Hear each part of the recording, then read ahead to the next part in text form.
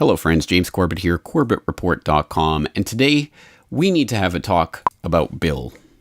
Bill has been accused of rape and sexual harassment multiple times by multiple women in allegations stretching back decades. He's even had to settle one of these accusations out of court with one of the victims, and yet throughout this entire process, even though much of this has been in the public record for decades, he has been able to continue his career with seeming impunity, collecting millions as well as the adoration of his adoring fans. The strangest part about this story is that you have almost certainly never heard of it, because I am not talking about Bill Cosby. I'm talking about Bill Clinton. Yes, Bill Clinton, former president of the United States, multiply accused rapist. These allegations go back decades, and we don't have time to go through all of them, but let's just highlight a few of them. And everything I'm talking about in this video is cited with documents that you can find for yourself.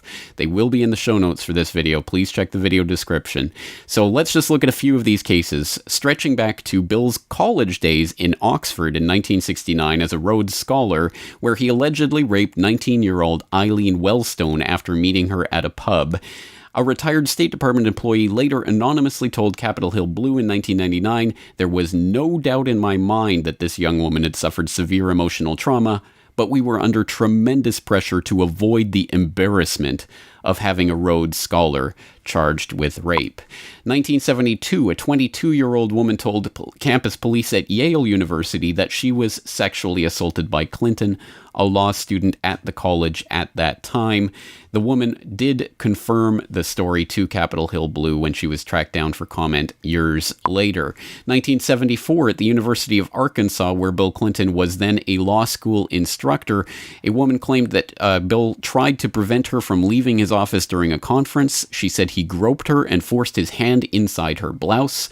She complained to her faculty advisor, who confronted Clinton, but Clinton claimed the student came on to him. And she left the school shortly thereafter. She confirmed the story, as well as several former students at the university confirmed this story, but no punitive action came of it. In 1978, there was Juanita Broderick, who was a gubernatorial campaign election volunteer for Bill Clinton, and she had this to say. Whatever. Then what happens? Then he tries to kiss me again. And the second time he tries to kiss me, he starts biting on my lip. Just a minute. He starts to bite on my top lip, and I try to pull away from him. And then he forces me down on the bed. And I just was very frightened. And I tried to get away from him, and I told him no. And I didn't want this to happen. But he wouldn't listen to me. Moving to the 1990s, we have Paula Jones, who on May 8th, 1991, was lured to Clinton's Excelsior hotel room during a conference when he was governor of Arkansas and she was a state clerk. During that brief encounter, she said he touched her, tried to kiss her, and dropped his pants and asked for oral sex. Clinton has denied that steadfastly, maintaining he did not have relations with he does not even remember meeting her. Of course, he did end up settling that lawsuit to the tune of $850,000 to drop the sexual harassment charges. Again, this list is voluminous, and it goes on and on. Please read through some of these cases for yourself. Carolyn Moffett, Elizabeth Ward, Sandra Allen James, Christy Zurcher, Kathleen Willey, a White House volunteer, reported that Clinton grabbed her, fondled her breast, and pressed her hand against his genitals during an Oval Office meeting in November 1993. These accusations continue to emerge over the years. They have been attested to by multiple women. The question, exactly as in the Cosby case, is why did this never come to light before? Why is it being covered up? And the answer is that, unlike in the Bill Cosby case, Bill Clinton has something that Cosby doesn't: political power. Clinton's former chief of staff admitted she had been hired to conduct media smear campaigns against anyone planning to tell the truth about the governor's sexual habits. She was prepared to go after at least 26 women who had the potential of destroying Clinton's chance at the presidency.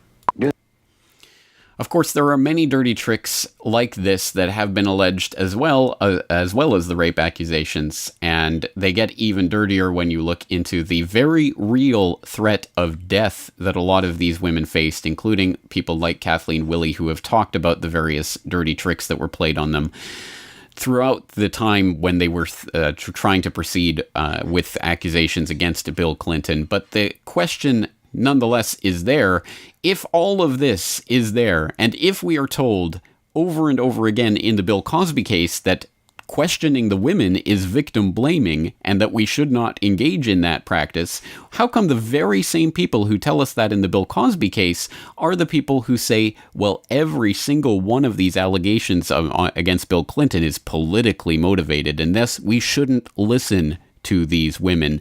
Keep in mind, these are the exact same people who likely will vote for Hillary Clinton if and when she runs 2016, because she'll be a woman president, who are standing up for this multiply accused rapist by denouncing his victims.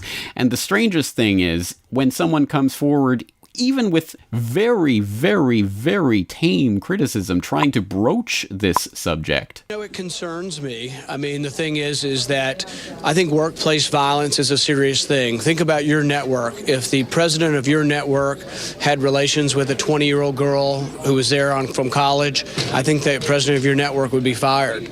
We don't accept that in the workplace. And so if that's what Bill Clinton, did multiple times, really, they ought to be concerned about being associated with him.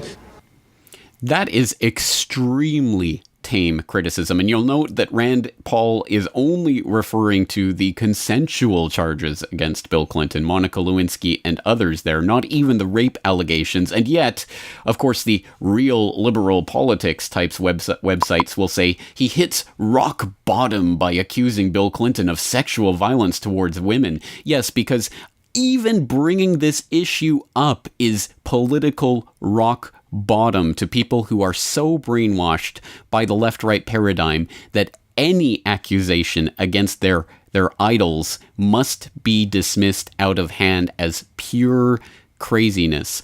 I'm obviously not talking to my regular viewers now. I'm talking to people who have been sent this link or have found this link on YouTube. Please snap out of your conditioning and take a look at the two cases of Bill Cosby and Bill Clinton and tell me how they are different and why they should be treated any different. Of course, the other question is, why did the dam break for Bill Cosby? And of course it wasn't because the establishment media that had known about and had largely ignored these allegations for years and years and years suddenly decided that it was an issue.